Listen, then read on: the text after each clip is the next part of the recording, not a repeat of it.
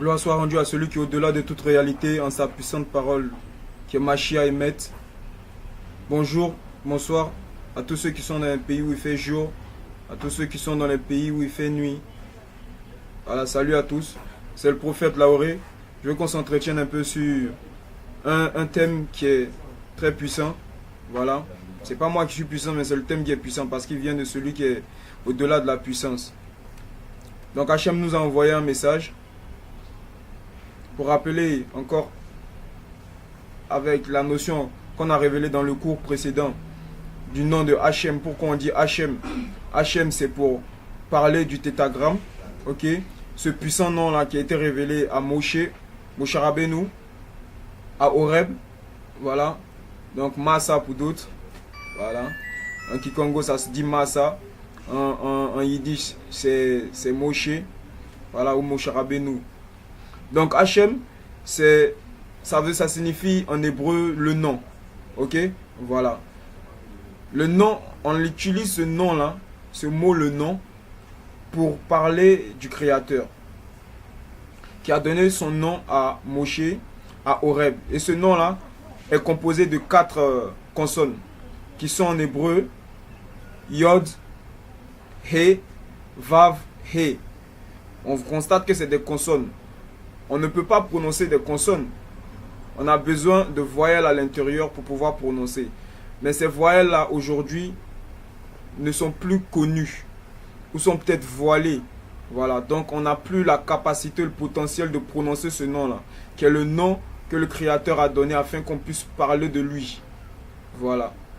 Mais au-delà de ce nom, ou avant ce nom, il a donné encore un terme qui est Ayé, Esher, Ayé, qui signifie celui qui est, qui était et qui sera. Donc, la présence qui est au-delà de toute réalité, au-delà de toute temporalité.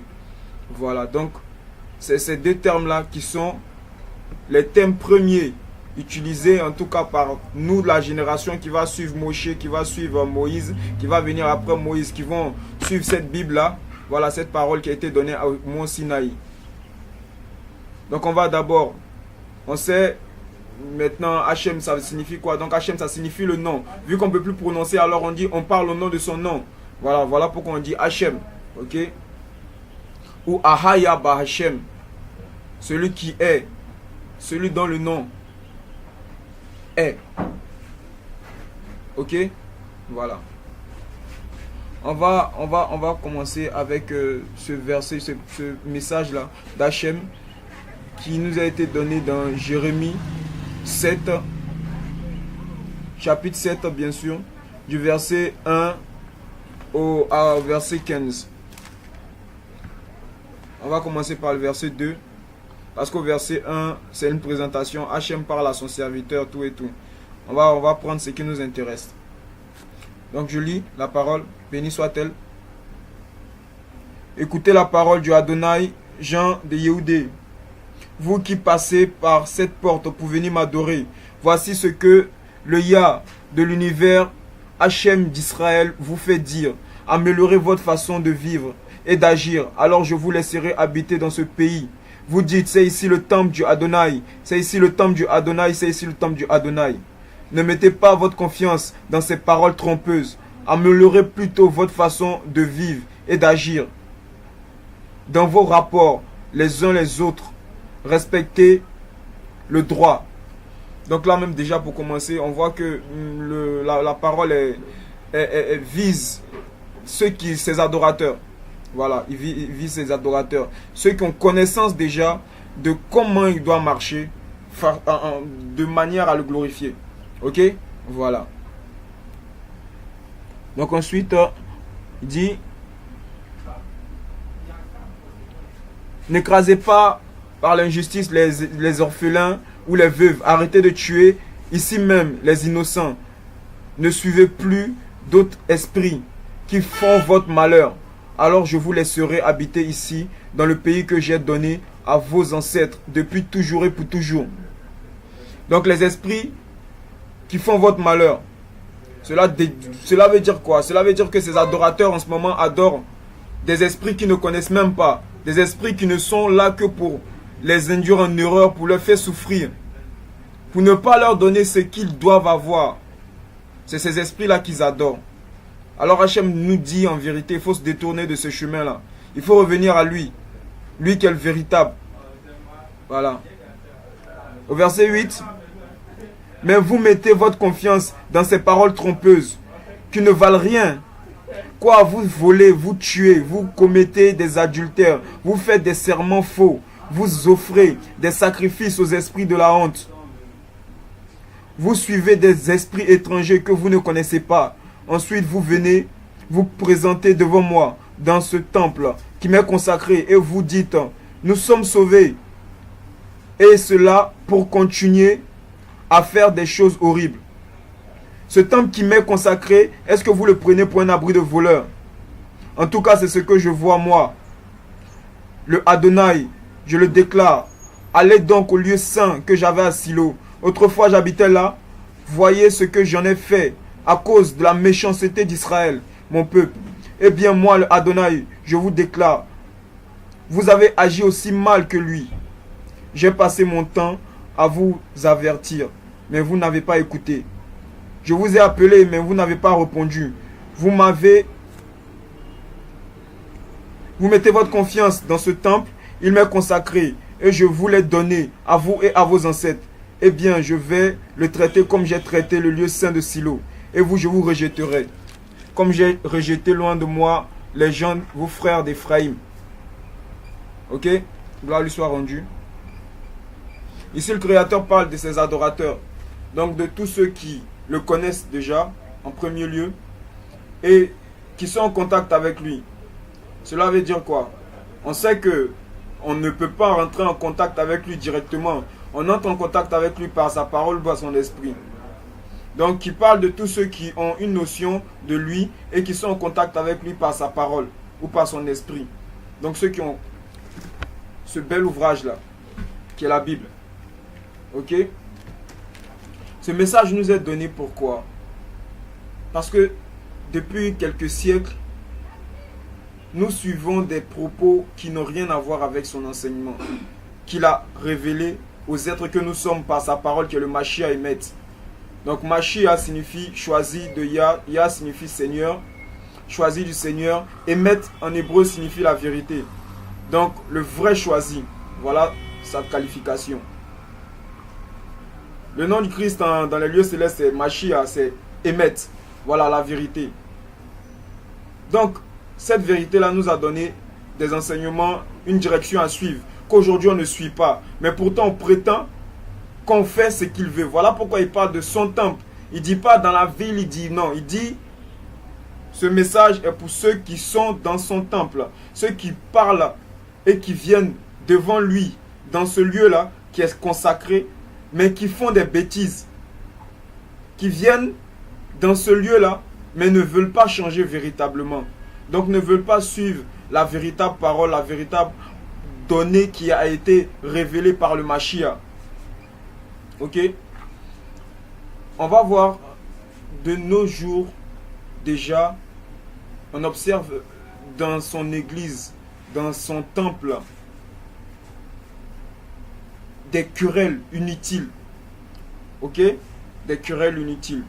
On a des fractions qui sont quittées du catholicisme, qui vont accuser les catholiques d'adorer la statue, tout et tout. Cela, c'est véritablement ça, parce que dans Deutéronome, on nous révèle réellement que l'adoration de statues, c'est négatif. Donc, ils ont parfaitement raison. Mais est-ce qu'eux-mêmes, ils sont mieux? Parce que quand tu accuses quelqu'un de faire quelque chose, il faut que toi, tu te sépares. Et que toi, tu montres l'exemple, véritablement. Mais on voit que dans tout le monde chrétien, en vérité, on fait la même connerie. On fait la même sottise.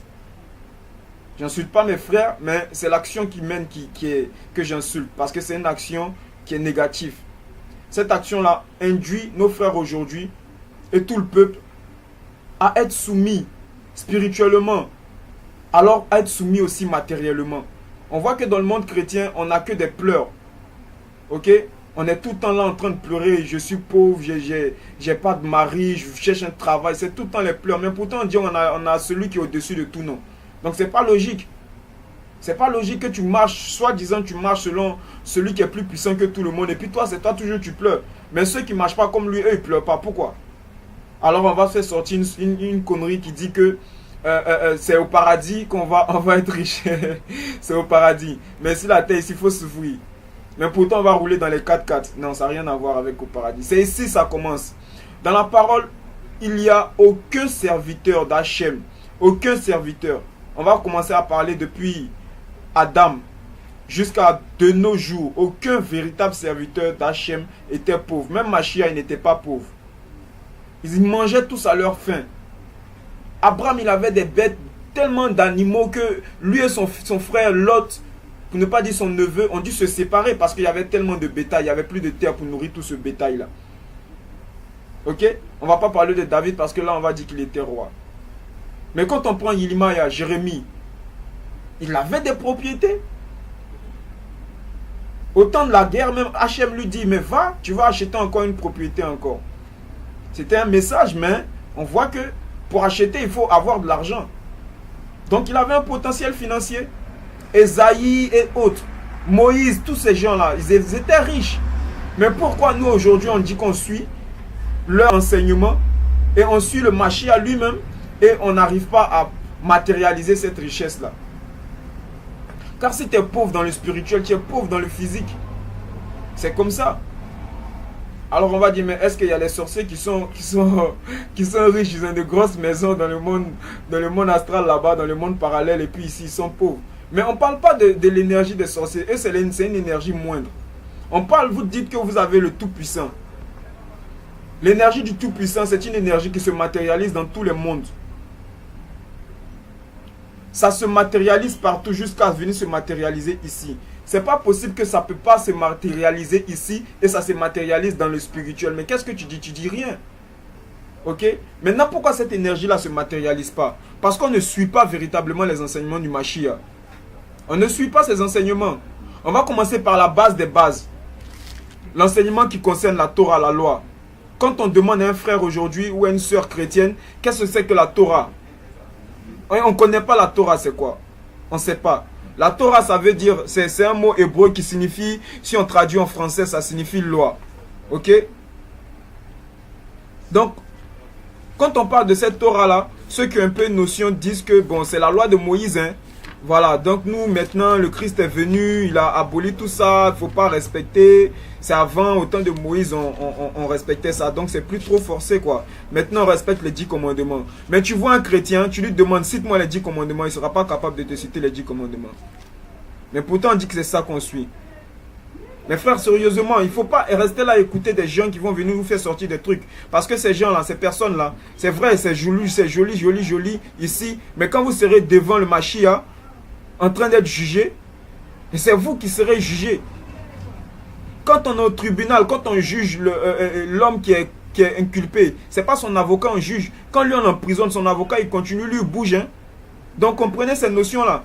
Quand vous allez être devant, regardez dans la Genèse déjà. Quand le Créateur fait le jugement de 3 personnes, il fait le jugement de Adam Arishon, il fait le jugement de Rava qui est traduit en Ève, il fait le jugement du Nahash qui est traduit en le serpent. Il fait le jugement de ces 3 personnes-là. Quand il va devant Adam, il dit quoi? Qu'est-ce que tu as fait là? Adam dit, c'est pas moi qui ai fait. C'est pas moi qui ai provoqué le truc, c'est la femme. Voilà, c'est elle. Mais il va voir la femme, il lui dit encore, mais qu'est-ce que tu as fait là? Elle dit, c'est pas moi, c'est le Nahash. C'est le serpent. Il punit le serpent, mais il ne s'arrête pas là. Il punit la femme, il punit aussi l'homme. Parce que tous ont une part de responsabilité. Alors ne te dis pas parce que ton guide spirituel te dit des notions qui ne sont pas fondées, qui ne sont pas vraies et dont tu n'as même pas eu un minimum de pensée pour t'asseoir, pour vérifier est-ce que ce qu'il a dit là c'est vrai. Fouiller lire un peu la Bible. Non, comme c'est lui qui a dit Nahon ça marche. Voilà, lui il dit la vérité.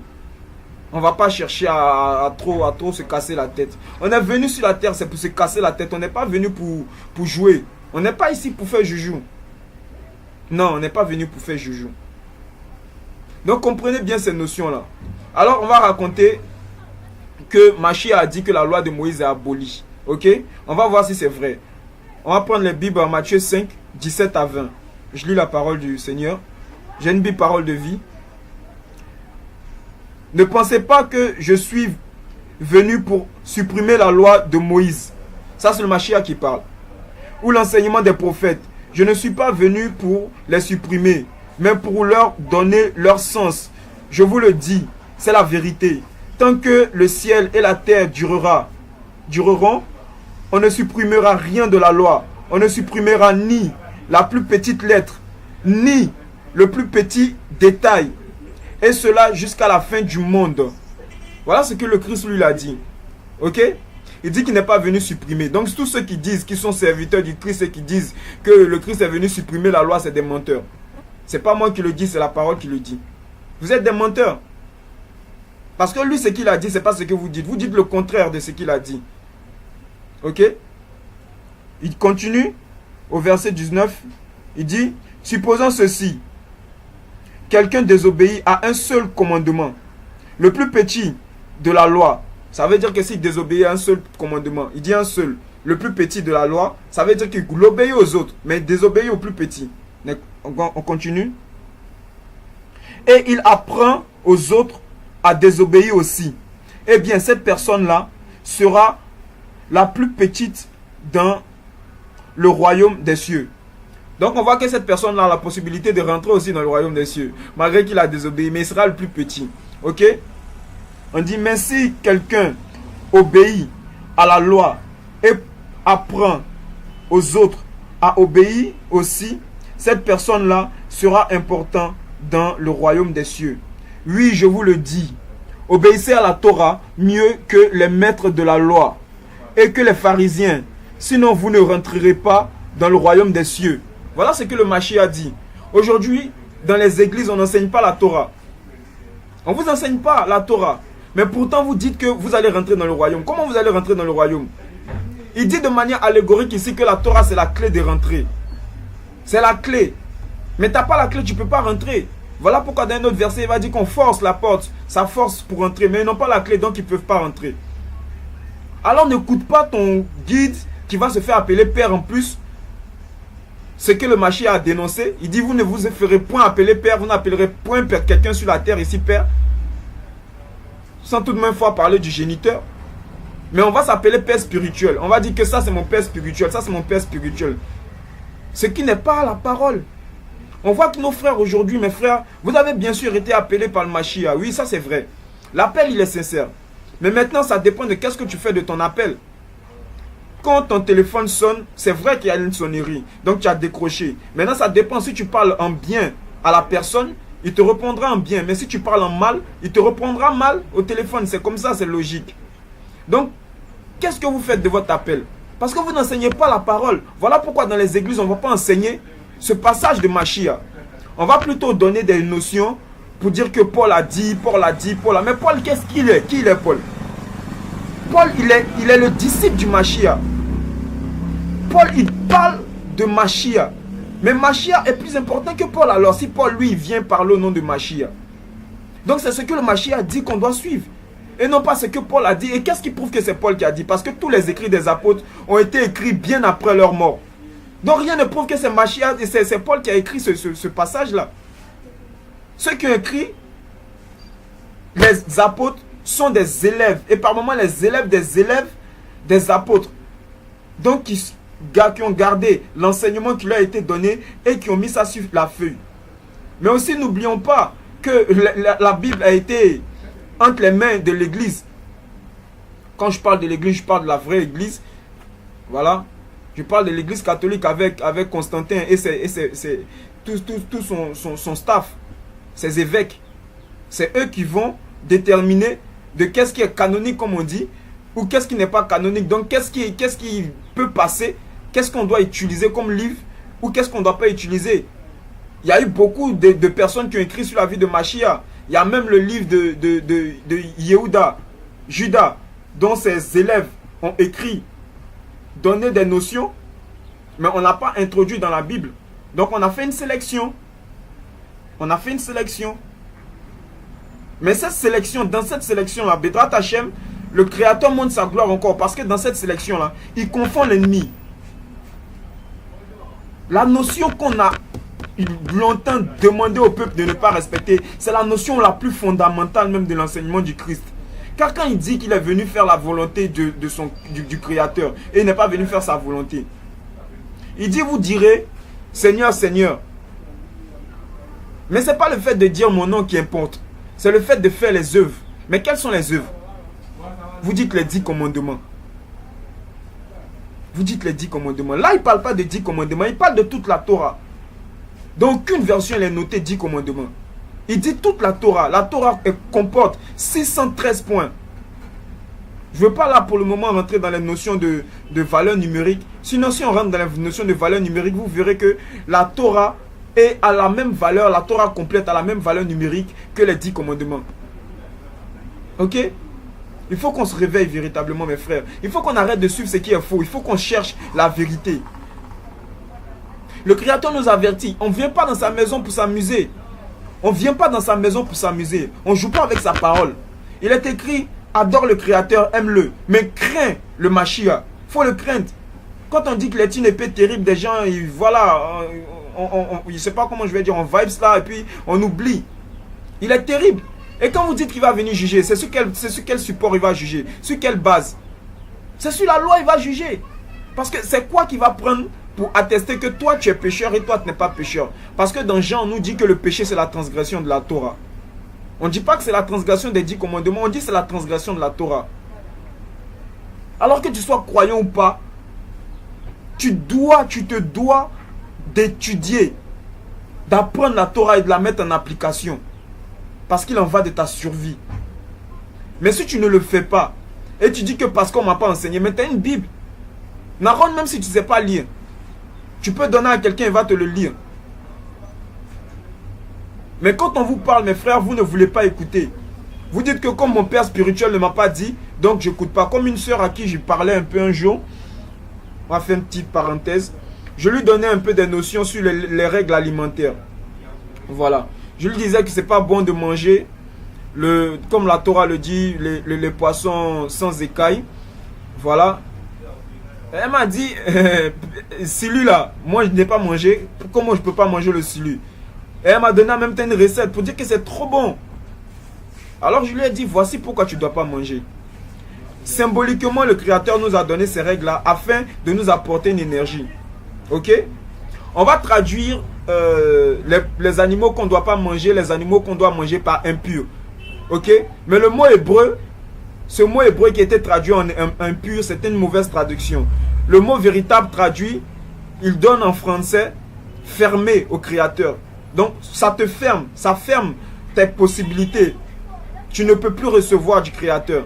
Quand il est dit de manger des poissons avec écailles, plutôt que de manger des poissons sans écailles, c'est histoire de posséder la protection. Les écailles sont la protection d'un poisson. Un poisson qui est dans l'eau et qui a des écailles, si un morceau de bois se frotte à lui, ces écailles vont le protéger. Mais celui qui n'a pas d'écailles, comme les sulures et les tilapias, tout ça, ils vont être déchirés. Il peut même en mourir. Donc c'est la protection. C'est la protection. En mangeant cet animal-là, il y a la protection. On va parler d'un autre animal, de deux animaux. Voilà. Parce que j'ai vu un frère, je ne connais pas trop son nom. C'est un serviteur aussi. Il a un peu la tête rasée. Pas histoire de se moquer de sa tête, non. Voilà. Mais c'est pour le distinguer au fait.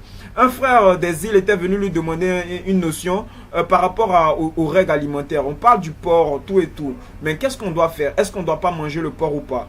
Alors il dit que ça c'était avant. Ok? Voilà, c'était avant. Ça c'est le propos de tout chrétien. C'était avant, on ne mangeait pas ça. Mais maintenant que le Mashiach est venu, que le Christ est venu, on peut tout manger. Mais où ça il a écrit que maintenant je suis venu manger tout? Il dit respecter la loi de Moïse. C'est pas ça, c'est pas dans comment je peux dire, dans le Pentateuque ou dans les prophètes. Ça c'est dans les livres des apôtres. C'est Matthieu 5, 17 à 20, mes frères. C'est Matthieu 5, 17 à 20. C'est Matthieu. C'est Matthieu, c'est les apôtres. C'est Jean aussi qui dit que le péché, chaque fois que tu pêches, c'est transgresser à la Torah. Donc là, toutes les fois où vous, mes frères guides spirituels, vous enseignez de ne pas respecter la Torah, vous enseignez à vos frères à pécher. Vous les enseignez à pécher. Voilà pourquoi notre peuple à couleur foncée, on est si misérable. On est si misérable, c'est pas étonnant. On est dans une réalité où il y a, comment je peux dire, il y a des directions. Tu ne peux pas dire que tu ne vas pas prendre la direction pour aller à Yamoussoukro et prendre celle pour aller je sais pas, au Ghana et tu vas arriver à Yamoussoukro. Non. Tu peux pas. Alors le frère, il dit que c'est bon, c'est truc d'impur, tout ça là, il ne faut plus en respecter parce que Mashiach a dit. Mais on voit que le Christ n'a pas dit ça. C'est eux qui disent. Le Christ n'a jamais dit ça. Mais pourquoi on ne doit pas manger le porc? Donc pour comprendre l'importance, comme toutefois, pour donner une importance à un élément, il faut prendre son opposé. On va prendre un animal qu'on doit manger, donc un animal ouvert et un animal fermé. Donc le porc est l'animal fermé et on va prendre le mouton par exemple, le bélier. Pourquoi on mange le mouton? Ok. On a chez le porc une notion, on a les sabots fourchus. On dit qu'on peut manger les animaux qui ont des sabots fourchus. Donc le porc a des sabots fourchus. Le sabot fourchu c'est quoi? C'est la symbolique de l'adhérence, donc de la solidité. Vous pouvez voir que dans des pays, par exemple, occidentaux, on a des chèvres des montagnes. Ok? C'est des chèvres, mais elles vivent dans les montagnes. Donc des montagnes très escarpées. Elles ont la possibilité de vivre là-bas, de se balader, de courir. Malgré qu'elles ont un gros volume, hein, elles sont bien balèzes, bien en forme, mais elles vivent dans les montagnes. Pourquoi? Parce que les sabots fourchus leur donnent une bonne adhérence sur cette terre-là, rocailleuse-là. Mais pourtant, on voit les chevaux ici. Pour qu'un homme puisse chevaucher un cheval, il est obligé de mettre des fers sous sa patte pour que le cheval puisse tenir bien. Or, le cheval n'a pas de sabots fourchus, donc il n'a pas une bonne adhérence. Donc, les sabots fourchus, c'est la symbolique de l'adhérence, de la solidité. Maintenant, on voit que le porc, il n'a pas de cornes. Les cornes, c'est le signe, le symbole de la défense. Ok? Donc si tu le manges, tu vas avoir une certaine solidité sur le sol, voilà. Bon, sur la terre, bien sûr. Dans tes affaires, voilà, ça va. Tu as du travail, oui, tu as une femme, mais dedans, il n'y a pas de protection. Voilà pourquoi nos frères ils ont toujours peur des sorciers. Et voilà pourquoi les sorciers les tapent toujours. Parce qu'on n'est pas protégé. On n'est pas protégé, il n'y a pas de protection. Troisième élément, le fait de ne pas ruminer. Donc les trois critères pour l'animal pur à manger, c'est les sabots fourchus, les cornes et le fait de ruminer. Le fait de ruminer, c'est quoi? Le système de ceux des animaux qui ruminent, c'est quoi? Ils prennent la nourriture, ils l'avalent, ils la mâchent un peu, ils l'avalent et ils la gardent dans une poche. Et après, ils font sortir cette nourriture-là pour la ramener en bouche et ils continuent à la manger. Ok? Donc, c'est quoi? La symbolique de cela, c'est l'adhérence. La permanence, pardon. La permanence, excusez-moi, j'ai été un peu dérangé par un frère. Donc la permanence. Gloire te soit rendue, Esprit Saint. Gloire te soit rendue, Hachem, excusez-moi. Donc la permanence. On a une notion de ne pas finir. Parce qu'il va toujours manger. Il mange, il ramène, il fait ressortir, il ramène, il fait ressortir, il ramène. Donc c'est la permanence. On voit que dans le monde chrétien, on parle de main percée. Oui, à chaque moment, quand les gens font les délivrances, on dit, mais toi, ta main est percée. Toi, mais pourquoi c'est vous seulement qui votre main est percée? Mais vous mangez des animaux qui ne vous donnent pas une énergie qui vous permettrait de posséder des choses. De ne pas dilapider des choses. Mais on voit au contraire nos frères qui sont musulmans.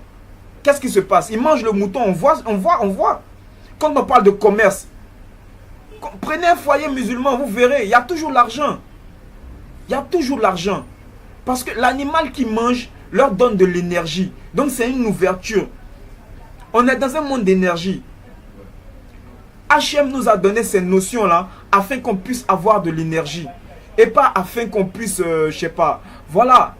C'est pas pour rien qu'il nous dit de faire des choses.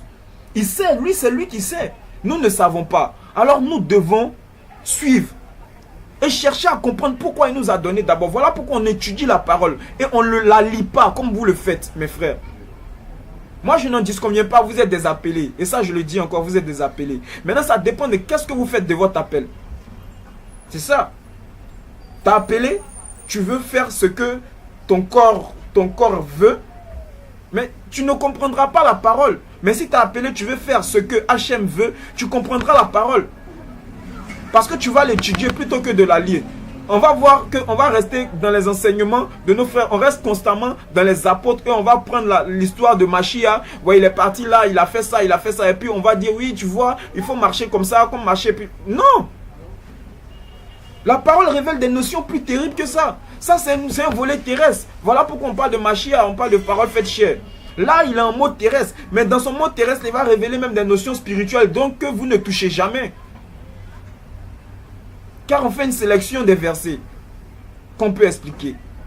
Voilà pourquoi dans le monde chrétien, on a très peur des deux versets, des deux chapitres de la Genèse.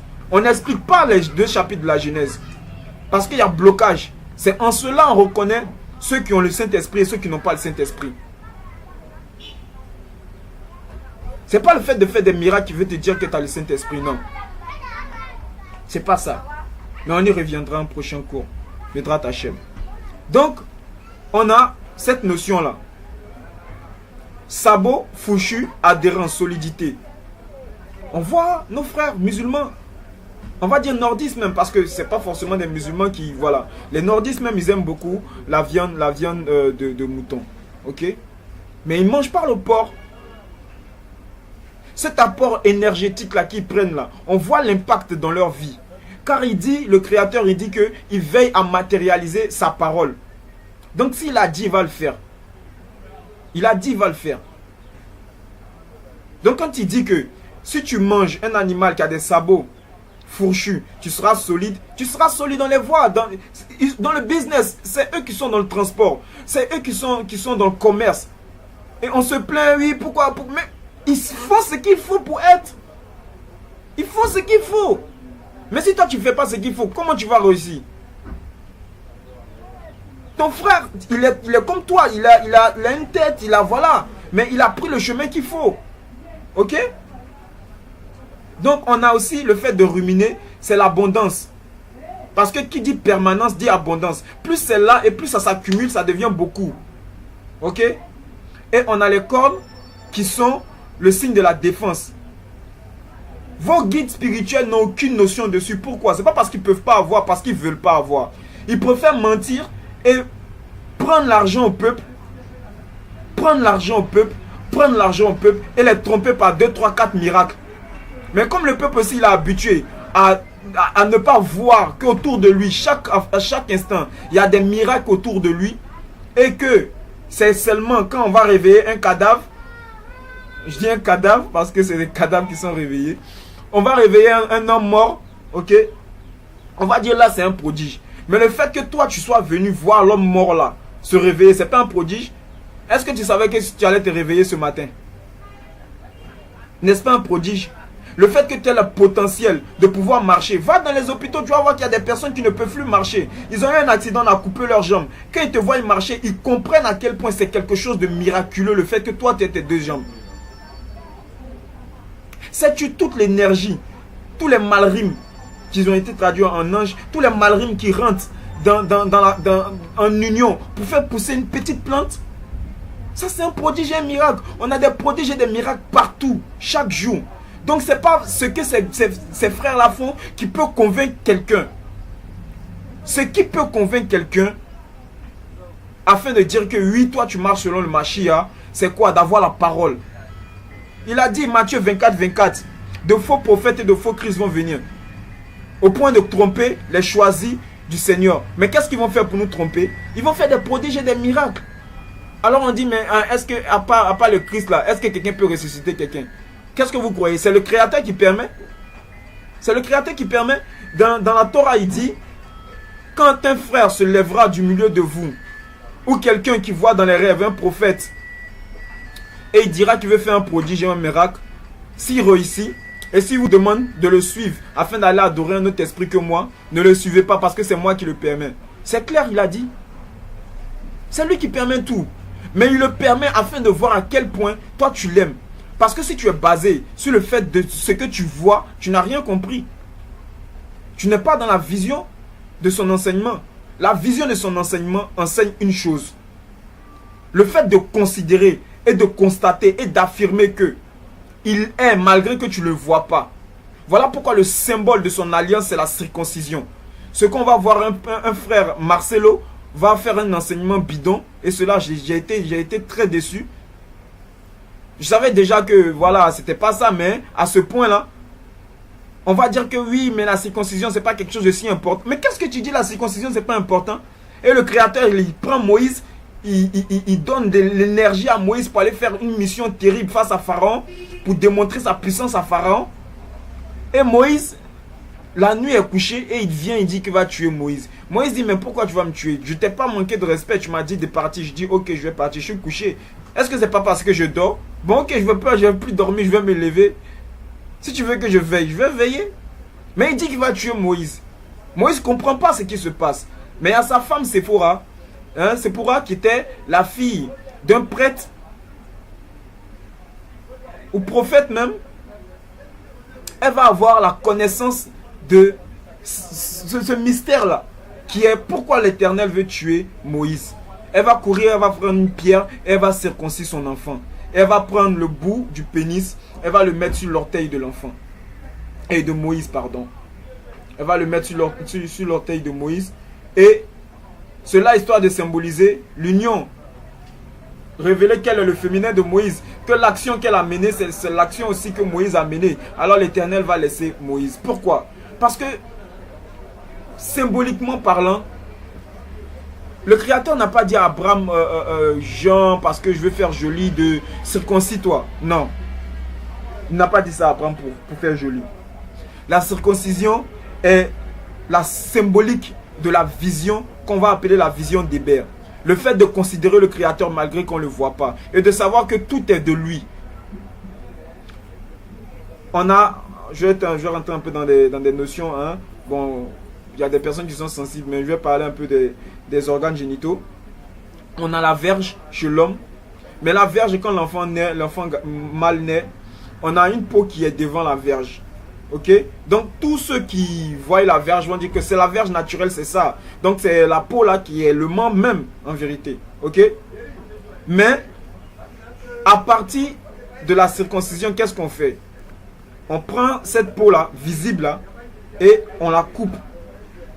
Et on voit que quand on a rompu cette peau là, il y a un autre élément qui sort de l'intériorité. Et cet élément là apparaît. En vérité, c'est cet élément-là même qui est le nerf. Parce que c'est lui qui reçoit le sang et qui se gonfle. Ou qui se vide de sang et qui s'aplatit. Donc, par ce symbolique-là, l'Éternel nous enseigne une chose.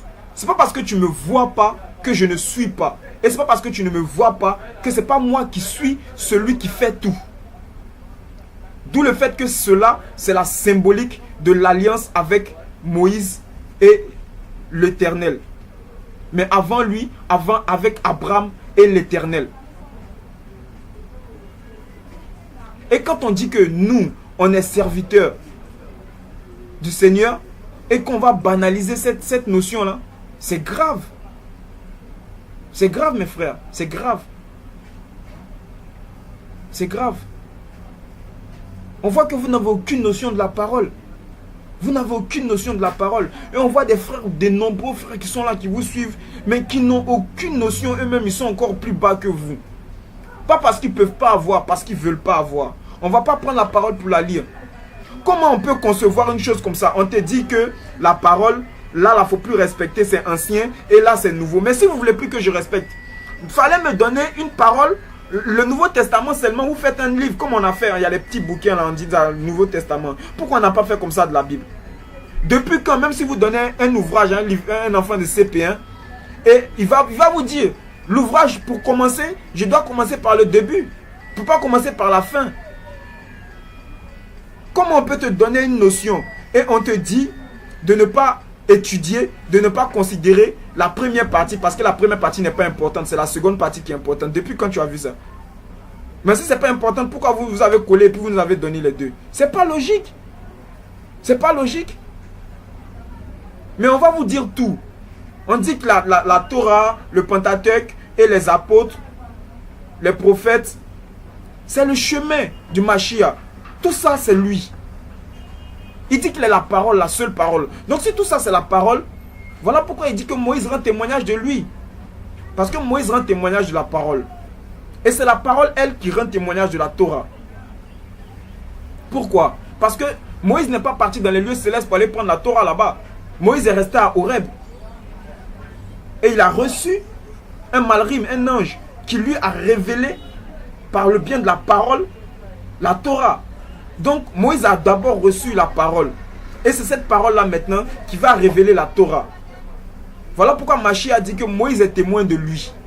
Et c'est lui, Mashiach, qui est témoin de la Torah. Parce que bien avant que Moïse ne soit là, il y avait la Torah. Mais comment Abraham faisait pour qu'il soit exemplaire devant l'Éternel? Ou comment Enoch faisait pour être exemplaire devant l'Éternel? Pourquoi il dit à Adam que tu as péché? Non. C'est parce qu'il y avait une règle bien définie, bien donnée,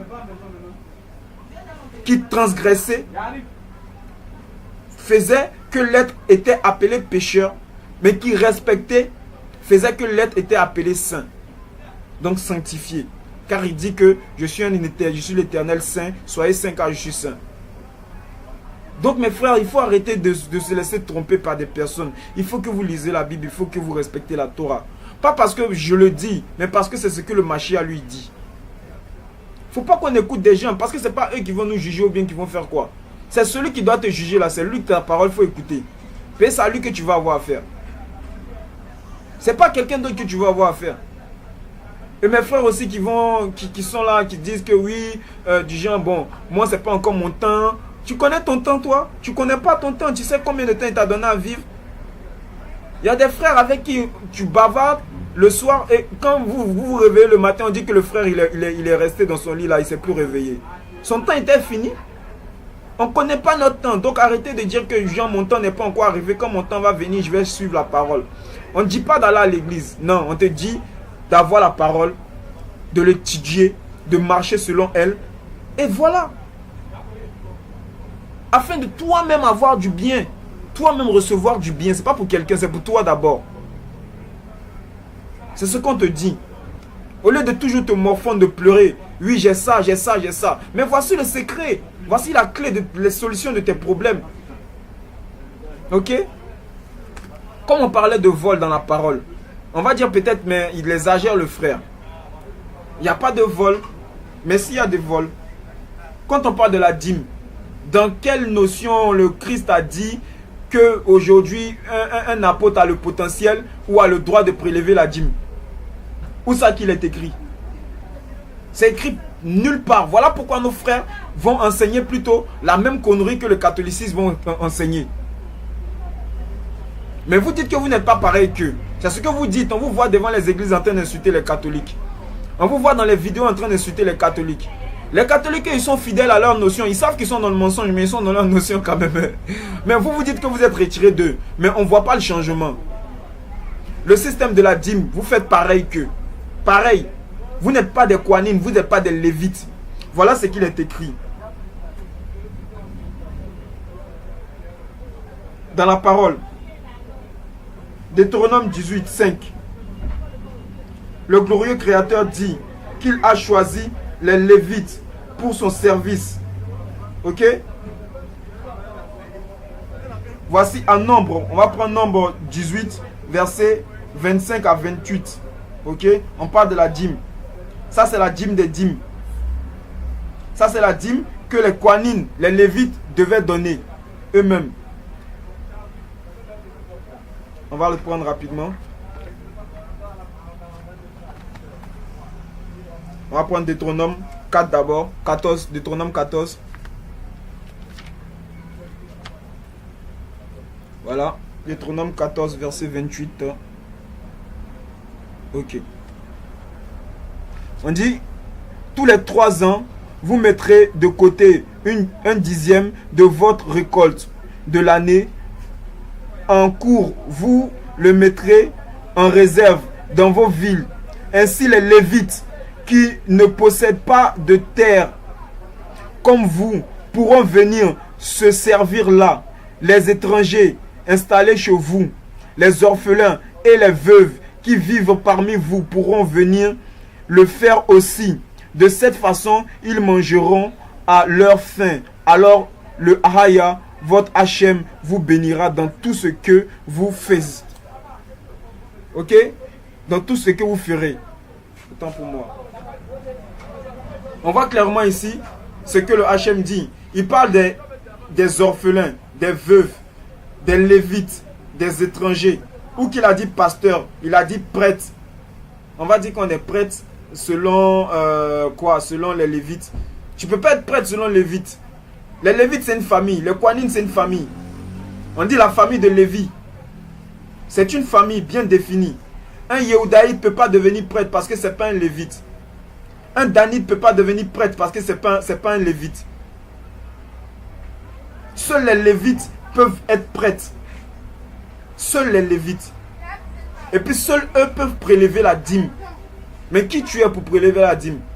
C'est l'église catholique qui a envoyé cette règle-là de prélévation de dîme. Sans être Kohanim. Mais vous le faites, alors pourquoi vous insultez les catholiques? Et vous dites que vous êtes mieux qu'eux, que vous êtes dans la vérité. Parce que tout ça c'est eux qui ont envoyé ce système-là. Donc le fait que vous respectez ce système-là, et vous marchez selon ça, vous êtes un catholique aussi. Donc arrêtez de les insulter. Le Mashiach a dit, il dit, tu ne te feras point appeler père. Mais eux, ils se font appeler père. C'est clair, eux, ils ne suivent pas le Mashiach. Eux, ils ne le suivent pas. Mais vous qui dites que vous le suivez, vous êtes dans la vérité. Mais pourtant, vous faites pareil qu'eux. Vous faites appeler père spirituel. Qu'est-ce que c'est qu'un père d'abord? Un père, c'est celui qui a la notion d'apporter à un être un potentiel. Ok? Une graine. Il apporte une graine au féminin et le féminin cache la graine en elle et va révéler un être. Donc, pour faire court, c'est un père, c'est un être qui a le potentiel de créer. Mais vous, en quoi que vous avez créé en ces personnes qui sont autour de vous, ces personnes qui vous font appeler père spirituel, là, vos enfants spirituels, vous avez créé quoi en eux? Que ce soit le don de vision, le don de guérison, tous ces dons qu'ils ont là, c'est le Créateur lui-même qui a mis ça en eux.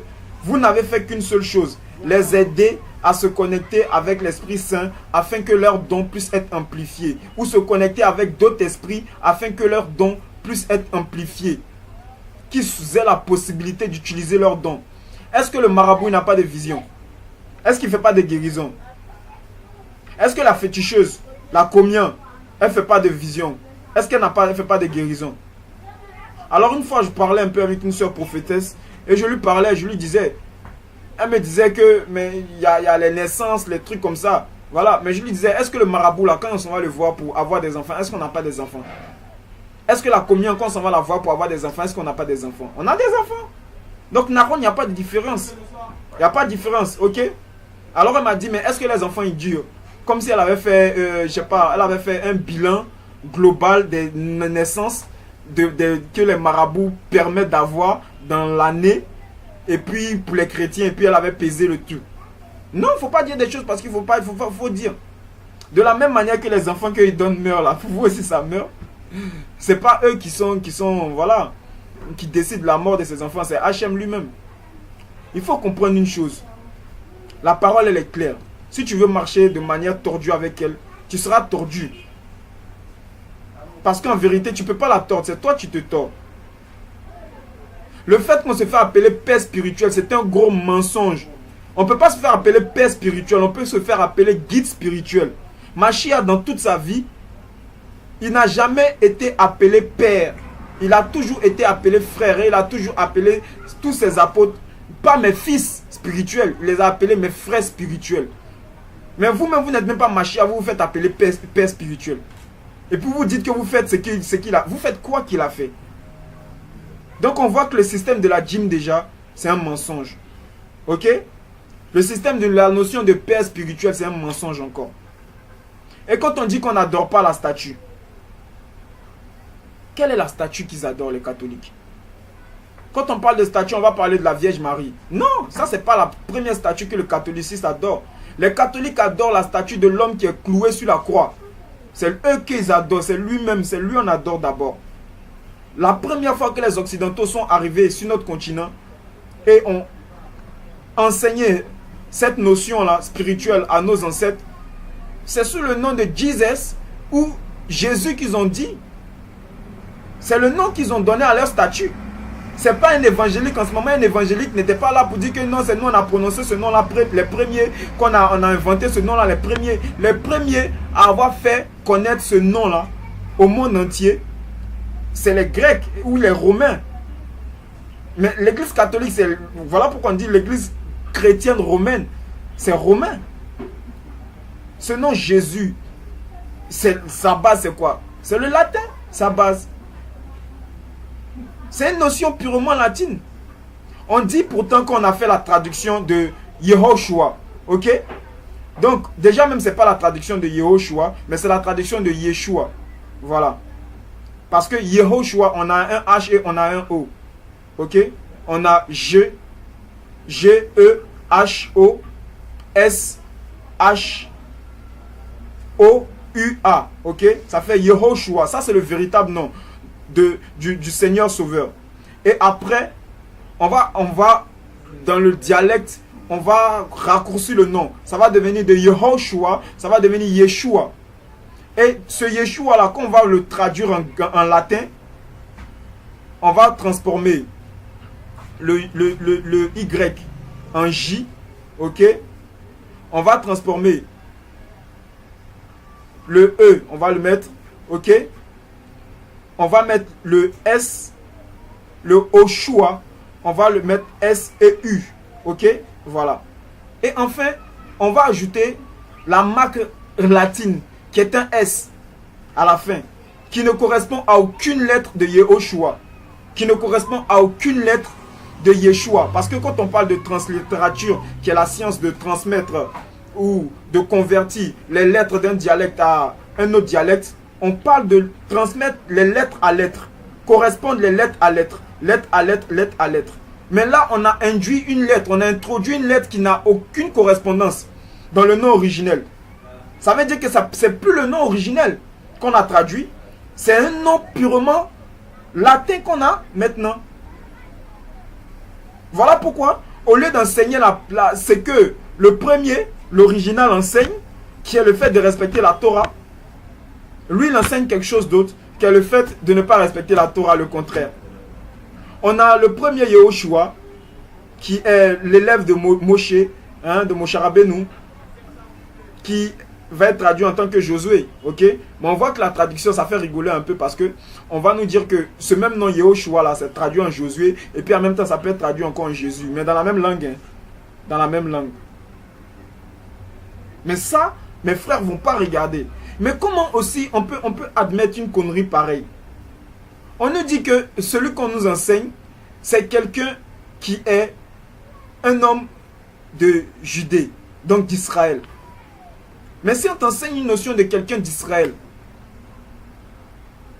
vaut mieux garder son nom. C'est le nom original qu'on doit utiliser et non pas le nom traduit. Parce que si son nom est puissant, il y aura plus de puissance dans le nom originel qu'il a véritablement porté plutôt que dans le nom qui est traduit.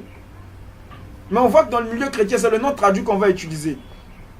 Mais on jette à la poubelle l'autre nom. Pourquoi? Mais parce qu'on n'a pas besoin de lui. On a besoin d'enseigner un nouveau Christ. Et c'est celui que vous adorez. C'est la statue. Le Christ de la mort, là, c'est lui. Voilà pourquoi vous êtes morts spirituellement, mes frères. On est morts spirituellement, mais on se réveille parce que l'heure a sonné pour l'armée des eaux desséchées de se réveiller. Voilà. Les véritables sont en train de se réveiller. Voilà pourquoi beaucoup de frères font des vidéos, des enseignements. Midrat Hachem, qu'Hachem les bénisse. Voilà, c'est important. Il faut continuer d'égayer le peuple afin que tout le monde ait la capacité de pouvoir enseigner lui-même. Parce que quand tu enseignes, ça veut dire que déjà tu as une notion. C'est à ça qu'on doit en venir. C'est à ce rythme-là, c'est à ce niveau-là qu'on doit arriver. Il faut que chaque personne du peuple qui a la couleur foncée ait le potentiel. Parce qu'on dit couleur noire, on n'est pas noir, nous on est marron si on veut parler de couleur. Donc on va dire couleur foncée. Chacun a le potentiel de pouvoir donner des enseignements. Parce qu'il a le potentiel de connaître la vérité, de connaître la parole. Mais sans la parole, tu n'es rien. Comme on va voir le prochain cours, on va voir que le système employé par les Occidentaux afin d'appuyer, de détruire les pays de notre continent, c'est un système qui est issu de la Bible. Car la Bible est un système qui regroupe beaucoup de connaissances, autant spirituelles qu'autant matérielles. Mais on ne nous enseigne même pas la Bible. Ce n'est pas l'enseignement que vous nous faites, mes frères. Alors moi, c'est un conseil que je donne à tous les frères aujourd'hui. Ce message d'Hachem là, c'est pour que vous reveniez à la vérité. Avant le jour de la colère, parce que c'est un père. Un père, quand il parle à un enfant et l'enfant il se joue les récalcitrants, lui, il le chicote. Pour qu'il vienne sur le chemin qui est bon pour lui. Ok? Il faut que vous reveniez à ce qui est véritable. Il faut que quand vous faites des enseignements, ce soit des enseignements basés sur la vérité. Alors vous dites que vous n'adorez pas la statue. Mais le fait d'adorer le nom de la statue, ça revient à adorer la statue. Parce que quand un frère, il est peut-être au nord, il adore une statue de bois, on va dire X. Mais quand il vient d'une autre localité, il n'a pas le potentiel de soulever sa statue parce que c'est un bois énorme. Quand il vient d'une autre localité et il veut adorer sa statue, il ne va pas partir transporter sa statue jusqu'à venir encore. Il prononce X et puis il adore sa statue tranquille. Mais le fait que vous adorez Jésus, au lieu de parler de Yahushua, vous adorez la statue catholique parce que c'est la statue catholique qui s'appelle Jésus. Yahushua, lui, c'est le Mashiach. Il n'a rien à voir avec ce Jésus-là. Il n'a rien à voir. Mais on va dire qu'on est habitué à le prononcer. Bon, nous, bon, en tout cas, il n'y a pas de problème. Comme moi, j'ai dit, moi, je ne suis pas venu ici pour forcer des gens, pour dire, voilà, je t'oblige à... Non. Parce que quand tu seras jugé, quand tu seras devant là-bas, hein, devant lui, ce n'est pas moi qui vais venir être ton avocat. Tu seras ton propre avocat. Tu seras responsable de ta propre vie. Soit de ton bonheur, soit de ton châtiment. Voilà. Mais déjà, il faut que tu entendes. Il faut que tu entendes. Donc ne dites plus que vous n'adorez pas des statues. Non.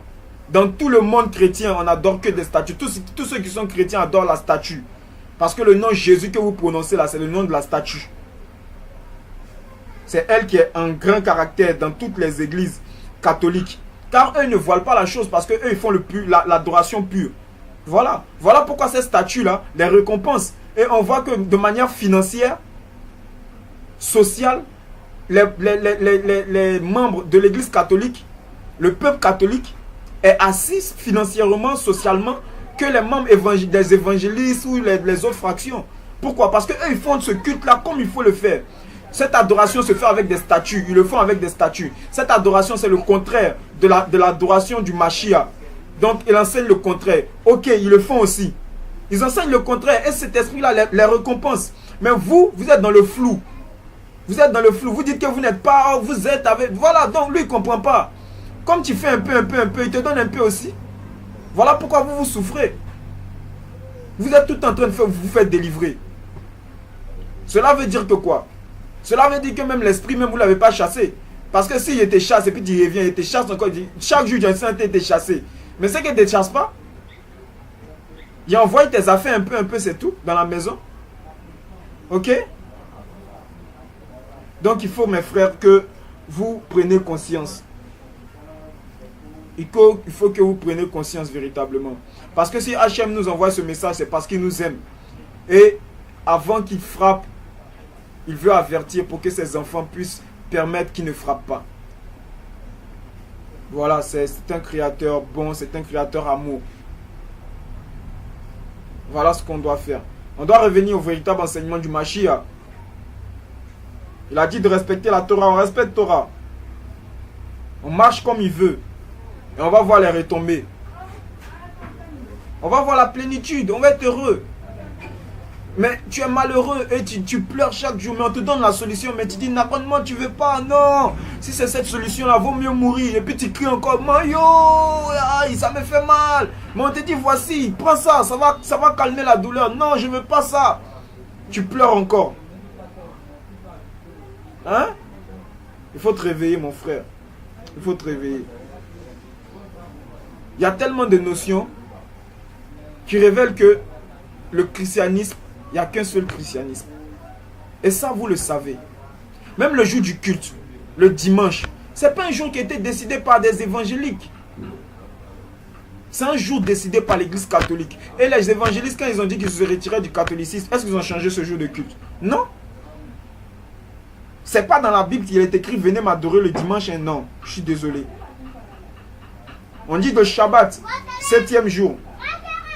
7e jour. Le dimanche n'est pas le 7e jour. Ok? Voilà.